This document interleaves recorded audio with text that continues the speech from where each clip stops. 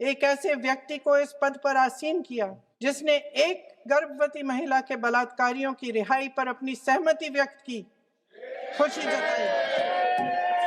India के नए वजीर तालीम प्रहलाद जोशी पर तकर्रुरी के ऐलान के साथ ही तनकीद की जा रही है। हालांकि उन्होंने धर्मेंद्र प्रधान की जगह इसी हफ्ते पोर्टफोलियो संभाला है। धर्मेंद्र प्रधान को तालीम के शोबे में इस्लाहात के लिए कांग्रेस जनता पार्टी की तहरीक के सबब इस्तीफा देना पड़ा था। तो कौन है प्रहलाद जोशी और उनके माजी में ऐसा क्या है जिस पर अपोजिशन की जमातें और तहरीक में हिस्सा लेने वाले नौजवान उन पर तनकीद कर रहे हैं? बात गुजरात में सन 2002 के मजहबी फसादात से शुरू होती है, जिनमें भारी तादाद में मुसलमान मारे गए थे। इन फसादात में सबसे ज्यादा सुर्खियों में रहने वाले मामलात में बिल्किस बानो का केस भी शामिल है। फसादात के दौरान वो हामला थी, लेकिन हमला आवारों ने उनके साथ इज्तिमाई रेप किया और उनके खानदान के 7 अफराद को कत्ल कर दिया। इस केस में 11 अफराद को उम्र कैद की सजा सुनाई गई थी, लेकिन सन 2022 में बाकी सजा माफ करते हुए उन्हें रिहा कर दिया गया था। प्रहलाद जोशी पर इल्जाम है कि उन्होंने अदालत के फैसले की हिमायत की थी।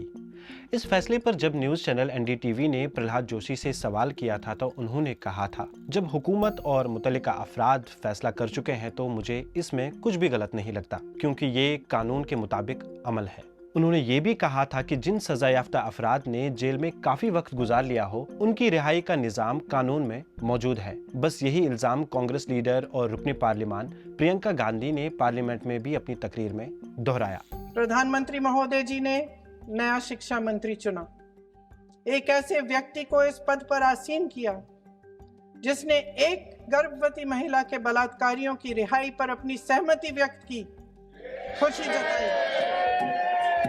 देश की करोड़ों लड़कियों को प्रधानमंत्री जी ने क्या संदेश दिया?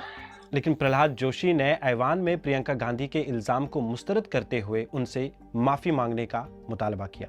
प्रियंका जी को ऑथेंटिक करना चाहिए, ऑथेंटिकेट करना चाहिए, और जो मिस इन्फॉर्मेशन कर रहे हैं, नहीं तो मिस इन्फॉर्मेशन के लिए कार्रवाई करना चाहिए। सर ये क्या कुछ भी बोल के चल सकते हैं क्या? उसको एक्सपेल करना चाहिए और उनको माफी मांगना चाहिए।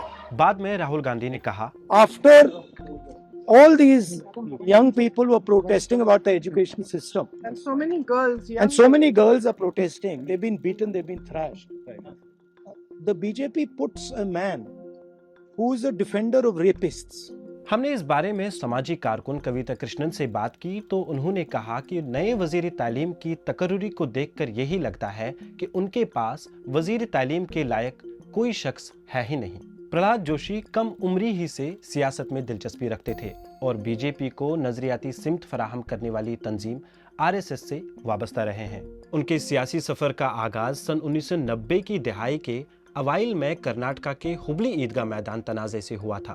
जमीन के इस्तेमाल को लेकर इस मामले ने मुसलमानों और हिंदुओं के दरमियान एक बड़े सियासी और मजहबी तनाज़े की शक्ल इख्तियार कर ली थी। प्रहलाद जोशी कर्नाटका के धारवाड़ हलके से 6 मरतबा लोकसभा के लिए मुंतखब हो चुके हैं और नरेंद्र मोदी हुकूमत में तवील अरसे से मुख्तलिफ ओहदों पर खिदमात अंजाम देते हुए वो नरेंद्र मोदी के करीबी साथियों में शुमार किए जाते हैं। सन 2024 में बतौर वजीर उन्होंने मुल्क में तवानाई की बढ़ती हुई मांग पूरी करने के लिए कोयले की पैदावार बढ़ाने के लिए कई इकदाम किए। ताहम मौसमी तब्दीली के खदशात के बावजूद कोयले पर इन्हिसार बढ़ाने की हिमायत करने पर उन्हें माहौलियाती कारकुनों और मुकामी आबादी की तनकीद का सामना भी करना पड़ा।